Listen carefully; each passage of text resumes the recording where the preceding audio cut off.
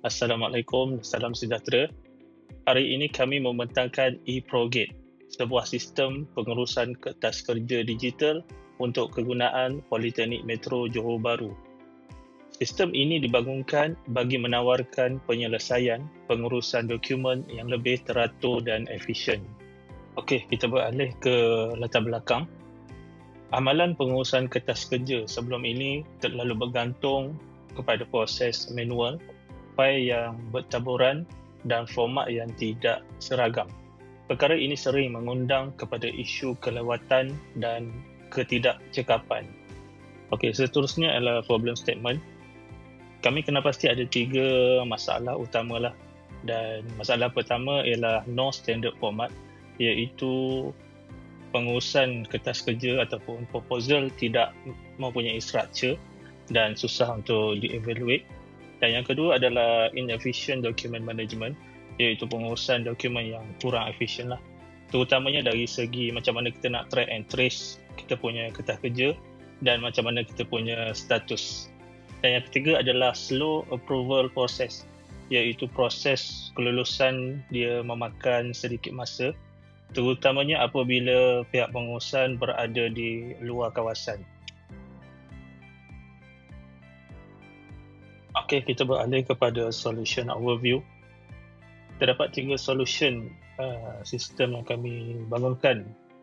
Yang pertama adalah web-based system, iaitu kami menggunakan platform yang boleh diakses pada bila-bila masa dan di mana sahaja.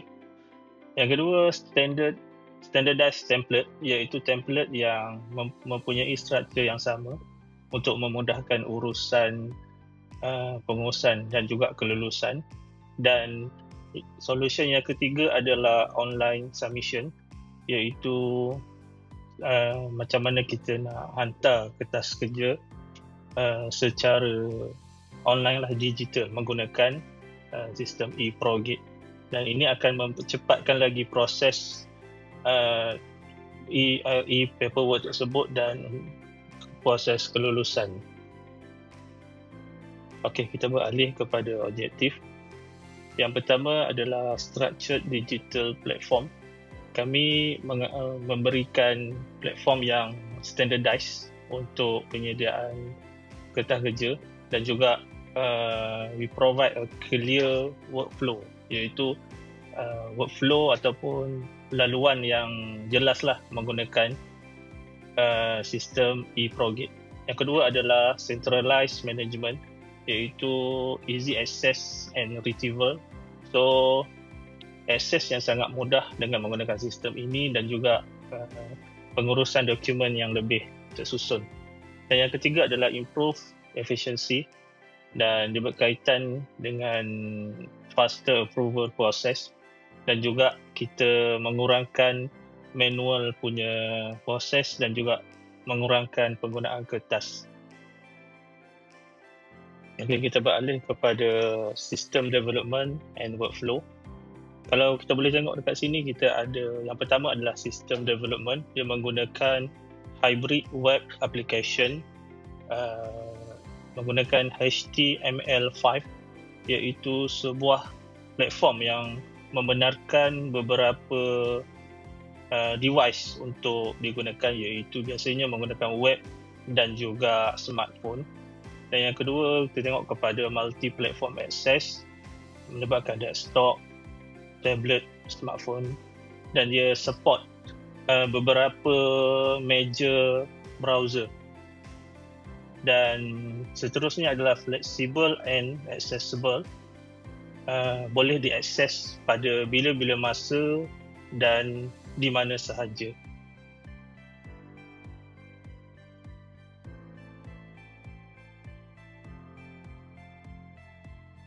Ini merupakan paparan kepada pemohon kertas kerja.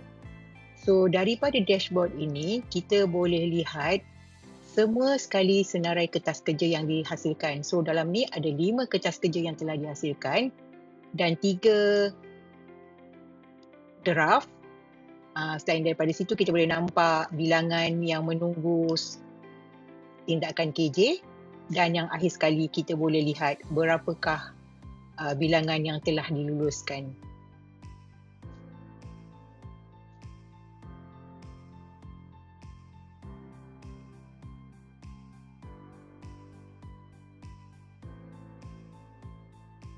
Ketua jabatan yang akan menyimak kertas kerja. So daripada sini dia akan pilih semakkan kelulusan dan menunjukkan terdapat satu kertas kerja yang perlu diluluskan, iaitu program EduSphere. Klik kepada proses. Okay. So di sini boleh klik kepada sokong dan boleh dihantar kepada siapa dan ulasan boleh diletakkan di sini. Okey, ini menunjukkan bahawa kertas kerja telah dihantar kepada Timbalan Pengarah.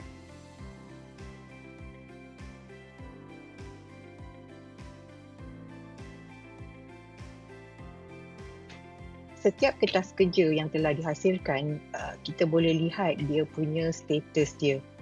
So status ni bermaksud kita boleh lihat kat mana kertas kerja tu berada. So bila kita klik kertas kerja contohnya yang dah diluluskan ni, so kita nampak ini adalah proses-proses yang telah selesai. Jadi sebenarnya ini memudahkan kita lihat sampai mana sebenarnya kertas kerja kita.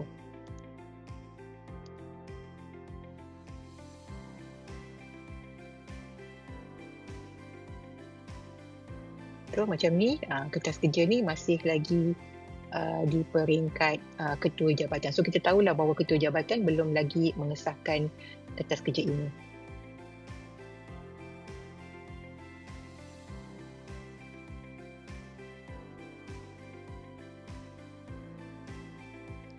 Okay, manakala ini pula adalah paparan untuk pengarah, di sini dia akan dia boleh melihat rekod kelulusan yang telah kertas kerja yang telah diluluskan, dan juga untuk proses semakkan kelulusan boleh dibuat di sinilah. Prosesnya sama macam ketua jabatan yang tadi tu.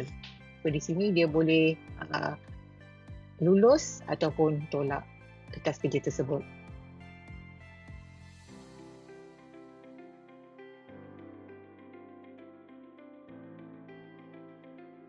Kertas kerja boleh dicetak.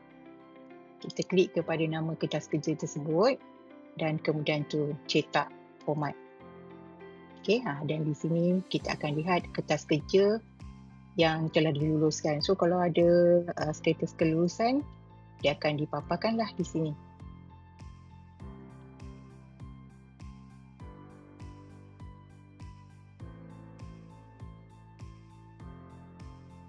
Okey, untuk finding, ini adalah dua kumpulan utama yang diberi kajian awal, iaitu pensyarah dan pihak pengurusan. Dan kita boleh tengok skor dekat sini agak baik, kan? Empat ke atas. Dan tiga elemen yang dikaji dekat sini adalah usability, efficiency dan juga tracking. So ketiga-tiga elemen ni memberikan ataupun menunjukkan data yang sangat baik, dan tracking menunjukkan data yang sangat tinggi di antara ketiga-tiganya, dan di antara dua kumpulan tersebut menunjukkan markah skor 4.6 dan 4.8, dan ini menunjukkan para pensyarah dan juga pihak pengurusan bersetuju dan juga berminatlah untuk menggunakan sistem ini di masa akan datang. Untuk kesimpulan, inovasi ini memberi kesan yang sangat baik kepada kedua-dua belah pihak, iaitu para pensyarah dan juga pihak pengurusan. Jadi diharap inovasi ini akan memberi kesan yang baik di masa akan datang apabila ia dilaksanakan dan digunakan di institusi. Terima kasih.